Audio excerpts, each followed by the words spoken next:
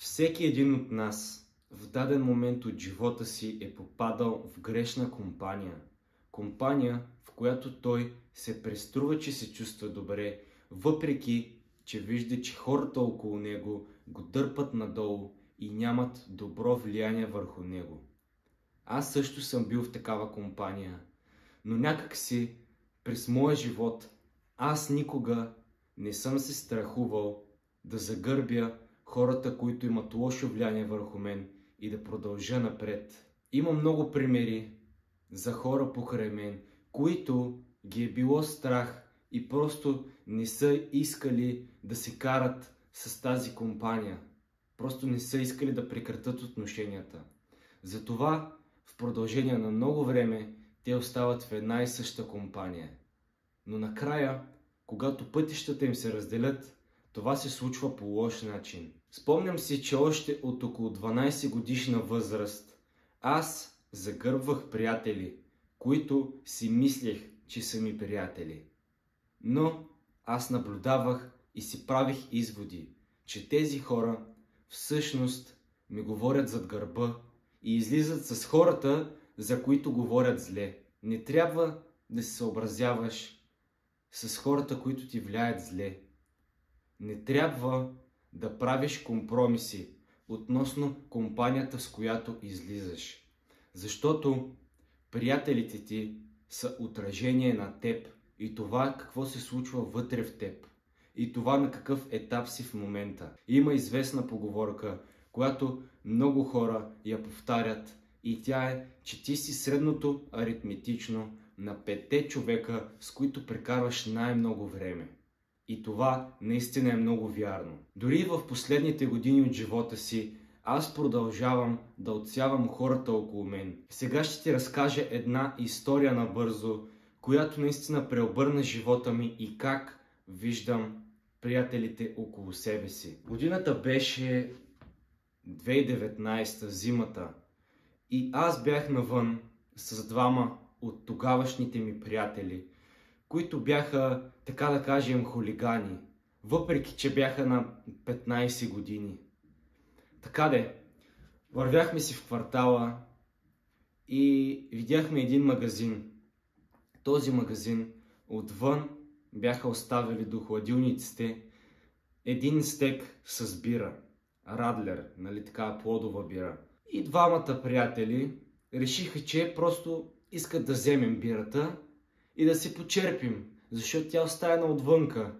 Какво ще стане толкова, като я вземем? Така да направихме си план и в крайна сметка взехме бирата, както си казвахме, но всъщност се откраднахме. Накрая се чудихме какво да я правим. Отворихме една бира, изпихме я и се чудихме какво да я правим.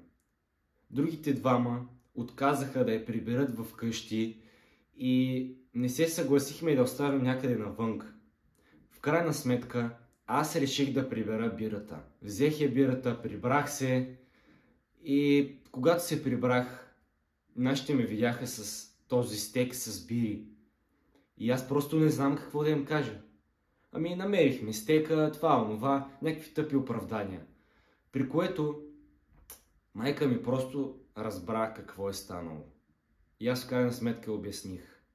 И когато това стана, тя се разплака.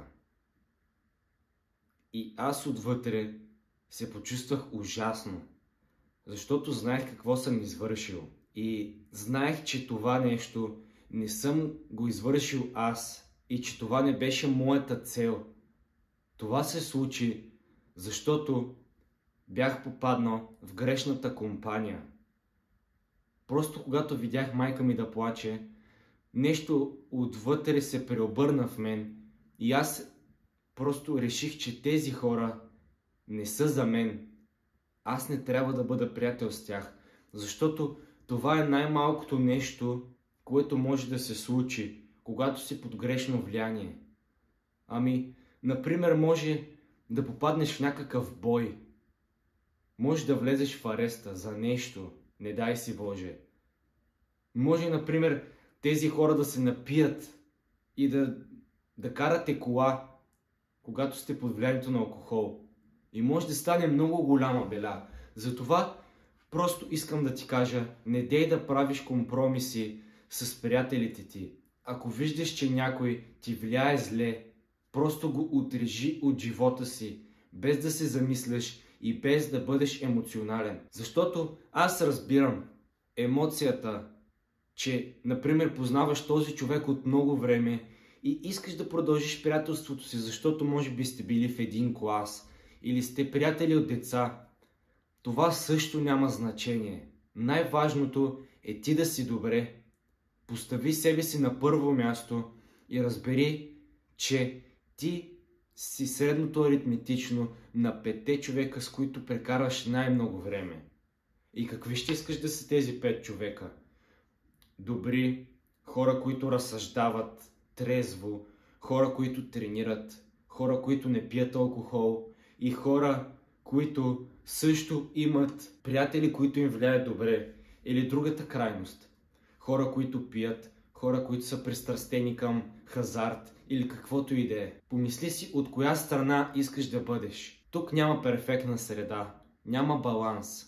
Или хората около теб ще ти влияят добре, или ще ти влияят зле. Това зависи единствено и само от теб. Сега ще ти разкажа и друга кратка история.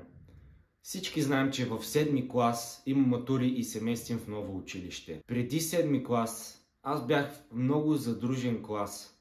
Имах много приятели, или поне си мислих, че са ми приятели.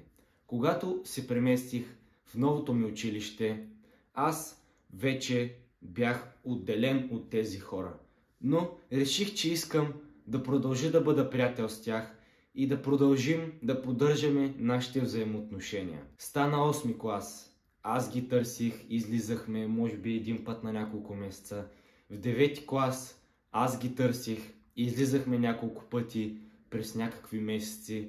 В 10-ти клас беше последният път, в който видях така казаните приятели от старият ми клас. Защото аз разбрах, че само аз ги търся и че само аз имах интерес да продължа нашите взаимоотношения. Когато видиш, че някой човек няма интерес към теб и просто не те търси като цяло, този човек не трябва да бъде в живота ти, защото той не се интересува от това дали ще се видите, дали ще си поговорите. Той не се интересува от това. Затова и ти трябва да не се интересуваш. Остави този човек в миналото си и го приеми. Приеми ситуацията такава каквато е. Никой не ти е длъжен и ти не си длъжен на никой. Не позволявай на емоциите ти да те държат в взаимоотношения с хора, които нямат интерес към теб. Защото това е един от най-лошите сценарии за приятелства. Ти си този, който се старае. Ти си този, който, например, ги търси. Ти си този, който организира срещите, а другият човек от другата страна не прави нищо. Не дей да си хабиш енергията за хора, които не го заслужават. Може да инвестираш тази енергия в неща, които могат да подобрят живота ти. Мисли трезво и не дей да бъдеш емоционален, когато става дума за такива неща. Ако имаш някаква такава подобна история, моля те напиши долу в коментарите, за да я прочита. Ако клипът ти е харесал, остави едно харесване, абонирай се и го сподели с някой твой приятел. Благодаря, че стигна до края. Чао и ще се видим в следващия клип.